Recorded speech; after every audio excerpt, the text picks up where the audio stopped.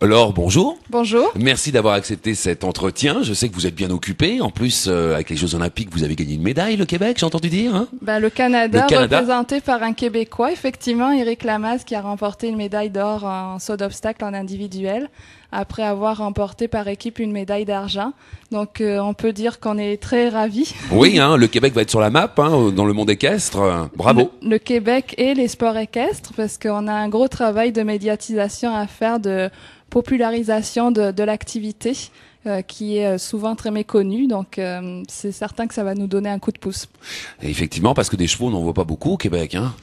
Pas beaucoup, c'est... En tout cas, en ville, à Montréal, à part les calèches, oui, on n'en voit pas beaucoup. C'est pas les plus beaux en plus. C'est ce que j'allais dire. Dites-nous un petit peu, quelle est la mission de votre association? Alors, la Fédération équestre du Québec a été créée en 1970, juste avant la tenue des Olympiques de 76 à Montréal. En fait, ce qu'il faut savoir, c'est que les sports au Québec étaient pas très structurés. Et avec la tenue des Jeux Olympiques, ça a donné, si vous voulez, un élan pour que les sports en général au Québec se structurent. Et c'est comme ça que les fédérations sportives sont nées. Okay. Alors, la Fédération équestre du Québec, son mandat essentiel, c'est la régie et la promotion des sports équestres au Québec. Elle a un côté indépendant, mais elle est également mandatée par Canada Hippique, qui est la fédération nationale, au niveau de la réglementation des compétitions nationales. Et puis, dites-moi, qu'est-ce que vous offrez à tous vos membres? Quelles sont les actions qui peuvent se dérouler dans cette fédération? Vous organisez des événements, je pense. Nous organisons des événements, nous offrons des programmes de formation. Alors, si les Français nous écoutent, en France, il y a... vous êtes française, vous aussi, d'ailleurs. Oui, je suis d'origine française, effectivement. En France, il existe un programme qui s'appelle les Galops. Alors ici, nous avons le programme de formation de cavaliers qui existe en équitation classique et western. C'est un programme d'apprentissage récréatif à la base, mais qui peut servir de préalable pour ensuite devenir entraîneur ou instructeur. Alors, c'est sûr que pour un Français, il faut qu'il repasse ses examens ici. Il n'existe pas d'équivalence à ce niveau-là. Est-ce que c'est long à repasser ces examens-là? Si vous avez une bonne base, non, c'est pas long parce que comme je vous disais, c'est un programme d'apprentissage. Donc, si vous avez fait votre apprentissage en France, il n'y a pas de raison que vous ne réussissiez pas vos examens ici. Donc ça, c'est un des programmes que la Fédération offre. Également, le programme de certification des instructeurs et des entraîneurs. On compte au Québec un peu plus de 500 entraîneurs, regroupant équitation classique, western et attelage. Nous offrons également des programmes d'officiels, donc ça se rattache au monde de la compétition.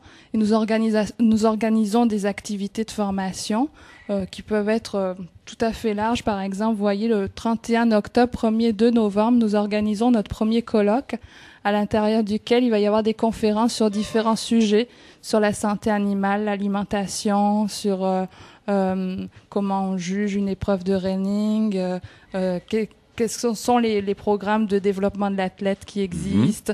Donc, c'est très varié, en fait. Et dites-moi, est-ce qu'il y a des ouvertures je pense aux Français qui nous écoutent et qui aimeraient devenir instructeurs au Québec? Y a-t-il des ouvertures en ce moment? C'est très intéressant ce qui se passe au Québec parce que, comme vous spécifiez tantôt, je suis d'origine française et je suis arrivée en l'an 2000 au Québec. Et on constatait quand même un écart entre la France et le Québec au niveau de aussi bien la qualité des chevaux que la qualité des cavaliers, sans être un maudit français. D'accord. Et depuis 8 ans, il existe vraiment une très très grande évolution.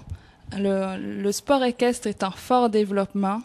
Et ce qui est intéressant pour les Français aussi, c'est que si on prend en France, l'équitation western est en émergence. Oui, alors qu'ici, on en fait depuis longtemps.